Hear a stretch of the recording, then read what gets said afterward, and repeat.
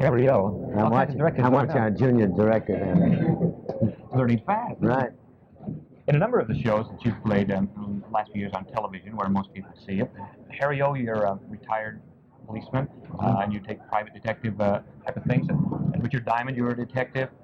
In The Fugitive, one of your most famous ones, you were a doctor running from the police. Mm-hmm. And O'Hara, U.S. Treasury, you're also a federal agent there. Yeah. Deep down, do you sort of have a secret desire to be a real law officer? Is that why you keep playing that kind of part? Well, I believe in law enforcement, when it's properly administered. I really haven't heeded the call of being a law enforcement officer, but I don't. An actor, might you be?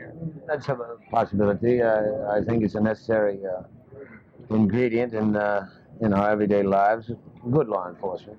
That's what most of the people that I have worked with and talked to are very interested in also. How did the character of Harry-O evolve? Who came up with it? How did it develop? Well, it was a combination of efforts. Howard Rodman, very fine writer, and Jerry Thorpe at Warner Brothers, and some other people that I really wasn't acquainted with at the time. Thought of doing a show based around an ex-cop, an ex-Marine, a fellow that lived at the beach on a disability pension and wasn't really too keen on continuing his life as a law enforcement man, but did so out of a humanistic approach to the problems of the world. And in the meantime, his motivating factor was that one day he was going to build that boat in the backyard that he works on and get away from it all. Mm-hmm. So it's very difficult to make a definitive character analysis in a few short statements, but we're going to try to make it a little more than just private detection or police work, trying to get involved in what the man is and what he does. So some weeks we're not even probably going to tell a story that has anything to do with the crime at all. It's just what does Harry-O do? Is Harry-O a lot like David Jansen, the bullying that he likes? Well, there are a lot of things inherent in all our personalities that are the same. Every character is fictional for me. It would be incorrect to say that some of your personality doesn't mesh with the personality of the character that you're going to play. But I certainly, wasn't a fugitive, and I played that. Any actor calls upon personal experience to express himself in a character. You've had kind of the turnaround of that situation in The Fugitive. You mentioned that.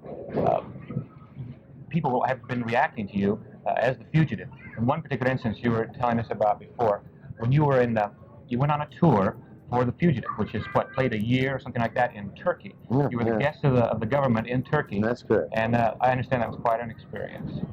It was very interesting, actually, and Turkey's become a rather interesting place lately, politically. I wouldn't like to get into that. I found it generally the Turkish people, of course, were very demonstrative toward me. They liked the show. They tell you that they like the show. And on that level, I was very pleasantly received in Turkey. There were some other things that we don't need to go into now because they're on the front page of every newspaper. Didn't you, the people there, everyone watches television. I mean, the place closes down on the nights that The Fugitive is on there. Yes, they told me that. I didn't believe it at first, but it's the truth. And the people that don't own television sets, they show it in the local theaters on the nights that it's on.